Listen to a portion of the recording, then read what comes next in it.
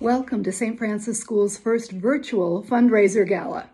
I'm Vicki Cobian, and my memories of St. Francis School are so many that the challenge of a 5-minute limit here seems even more concerning than the technology. I was both a student and a teacher at St. Francis, and I spent 9 years as the director of religious ed for the parish too. So I knew St. Francis students in all those three capacities. And the school holds a special place in my heart. Through the decades is our theme.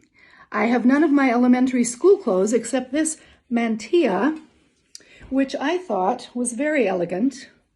Worn for special occasions, really, special holidays. We attended Latin Mass every morning together from St. Francis, and the boys couldn't have anything on their heads. The girls had to have something on theirs.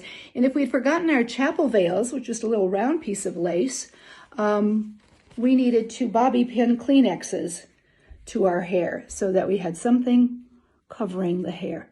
And as you can see, I saved a Kleenex from the early 1960s also. In 1959, the school was 11 years old, and I enrolled in first grade at that time. A physical description of the building, some of you, if you are the grandparents, maybe of students now, will remember that the main staircase there, when you come in the front doors of the school, leads up to the main floor, and there are 4 classrooms coming off of that floor. One of them is your office now. 2 flights of stairs go up to little office areas, and then you go back down the other side, down a flight of stairs, which can lead to the basement. That was the end of the school, actually. At the bottom of those stairs, there was no parish hall. Anything beyond that point, there wasn't even a workroom, like you see down at the bottom of the stairs there on your right. So there's just the boys' room and the girls' room being near to the front door. And then the whole basement was used for kitchen and cafeteria space. So that was the school. Now, we had 8 grades at the time, 1st through 8th. And so with just 4 classrooms, there were 2 in each. And one teacher, the Benedictine nun, in every case, would teach 40 to 50 students in each of those rooms. They weren't any bigger than they are now, obviously, except they didn't have lockers in them. So maybe you got a little bit of space there. But try to picture 40 to 50 desks in each of those rooms. I think of my teachers now, not so much as nuns, but saints.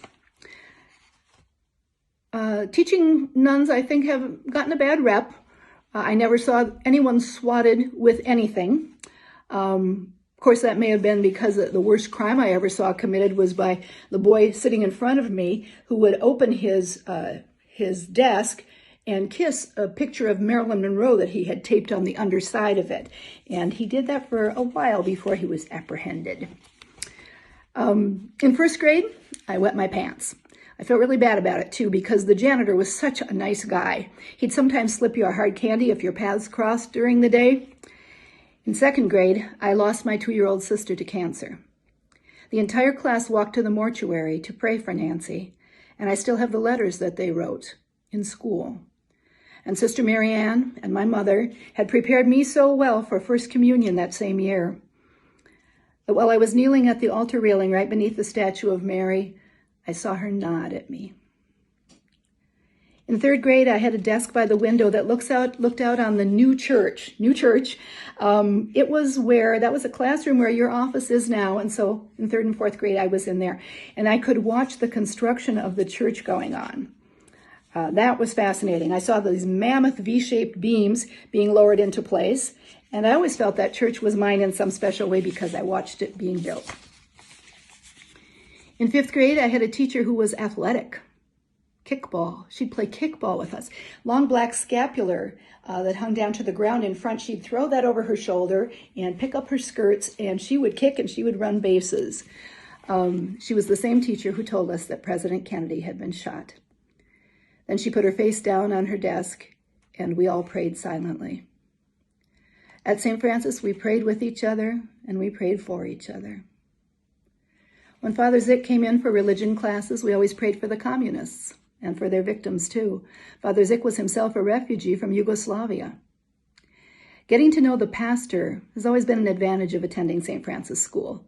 Anyone doubting the value of parochial schools should have attended Father Donaldson's funeral. Father Tom was wonderful with all children, but almost a grandpa figure to the students of St. Francis. And the demonstrations of their love were everywhere that day. From the drawings hanging all over the walls of the church, the one nearest me depicted Father on a cycle, and it said, "Remember when you rode your motorcycle into the lunchroom?" To the moment when one of the children waiting at the grave for the burial was lowered into it to catch a bunny, something Father would have loved. Finally, for a teacher, one of the advantages of working in St. Francis School was the support of families. The parents seemed to believe that anything lacking in paid staff needed to be provided through volunteerism, and they showed up and showed up and showed up. I taught in a middle school for the last 18 years of my career, and I met wonderful people, but nothing from parents ever made me feel so appreciated again. God bless St. Francis School and its very special pastor, principal, staff, students, and parents.